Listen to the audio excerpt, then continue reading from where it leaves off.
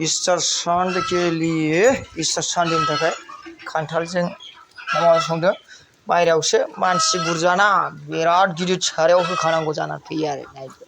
फुरा बायरायावसो माने दखानावसो गासिबो बुस्थुफ्रा दंजोबो नालाय जों दखानावसो थायो नालाय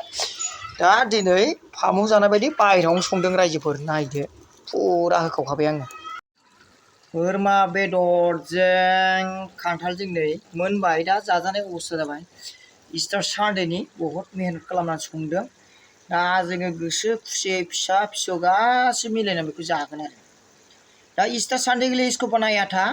तो आज ईस्टर संडे बहुत मेहनत करके बनाया है हमारा परिवार में जितना सदस्य है बेटा बेटी भाई बहन सब मिलके खाएंगे साथीहरू ईस्टर संडेको लागि यो पकाउँदैछु मैले किनभने बहुत मेहनत गरेर पकाएको छ अहिले यो कटहल र काशीको मासु त्यो ईस्टर संडेको सबै घरको परिवार सदस्य मिलेर सबै खान्छौँ हामीहरू यो मिलजुल गरेर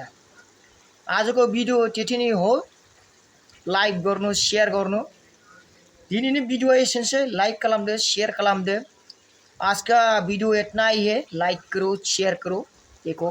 कटहल और खासी का बकरी का मीट थैंक यू।